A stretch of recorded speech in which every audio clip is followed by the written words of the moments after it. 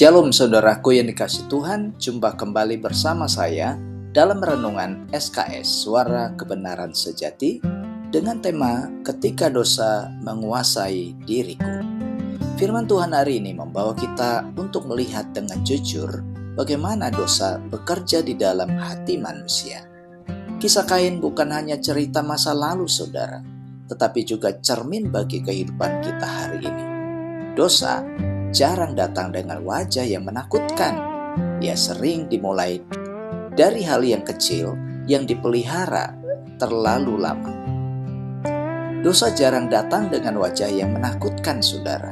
Ia sering dimulai dari hal kecil yang dipelihara terlalu lama. Emosi yang tidak dibereskan, luka yang terpendam, dan kekecewaan yang tidak diserahkan kepada Tuhan. Bacaan kita hari ini terambil dari Kejadian 4 ayat 9, 10-12. Kata Kain kepada Habel adiknya, "Marilah kita pergi ke padang." Ketika mereka ada di padang, tiba-tiba Kain memukul Habel adiknya itu, lalu membunuh dia.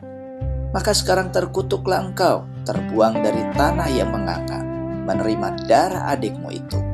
Apabila engkau mengusahakan tanah itu, maka tanah itu tidak akan lagi memberikan hasilnya kepadamu. Engkau menjadi seorang pengembara dan pelarian di bumi." Nah saudara, 3 kebenaran sejati yang bisa kita renungkan di hari ini. Pertama, dosa yang dipelihara akan beranak dosa. Pada bacaan ini saudara, Kain tidak langsung membunuh Habel. Segalanya bermula dari iri hati dan panas hati yang tidak dibereskan di hadapan Tuhan. Dosa yang dipelihara tidak akan berhenti di satu titik. Ia akan berkembang, bertumbuh, dan melahirkan dosa yang lebih besar. Dalam kehidupan sehari-hari kita, saudara, kemarahan yang disimpan bisa berubah menjadi kebencian. Kekecewaan yang dipelihara bisa melahirkan kepahitan. Ketika kita menunda pertobatan, kita sedang memberi ruang bagi dosa untuk beranak pinak dalam hidup kita. Yang kedua, dosa membuat hati menjadi keras dan tidak peka pada suara Tuhan. Ketika Tuhan bertanya, "Di mana Habel adikmu?" Itu adalah sebenarnya kesempatan bagi Kain untuk mengaku dan bertobat. Namun, hati Kain sudah mengeras.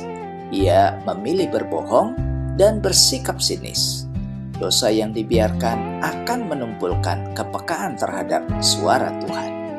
Hati yang keras membuat kita tidak lagi tergugah oleh firman Tuhan, tidak tersentuh oleh teguran, dan mulai merasa benar sendiri. Kita masih mendengar suara Tuhan, tetapi tidak lagi mau mentaatinya. Yang ketiga saudara, dosa membawa kehilangan damai dan arah hidup. Kain tidak langsung mati, tetapi hidupnya kehilangan makna. Ia menjadi pengembara, hidup dalam ketakutan, dan kehilangan arah. Dosa selalu mencuri damai dan tujuan hidup yang Tuhan rancangkan untuk hidup kita. Banyak orang hari ini masih hidup, masih bekerja, bahkan masih beribadah, tetapi batinnya gelisah dan kosong. Bukan karena Tuhan jauh, melainkan karena dosa telah menguasai hati dan memutuskan damai sejahtera yang sejati. Pertanyaan untuk kita renungkan saudara. Pertama, dosa atau emosi apa yang selama ini aku pelihara dan mulai beranak dalam hidupku? Yang kedua, dalam hal apa hatiku menjadi keras dan kurang peka terhadap suara Tuhan? Dan yang ketiga, damai dan arah hidup apa yang mulai hilang karena dosa yang belum aku bereskan? Saudara, mari kita diam sejenak dan merenungkannya dengan jujur di hadapan Tuhan. Mari kita berdoa. Tuhan Yesus, aku mengakui kelemahanku di hadapan-Mu.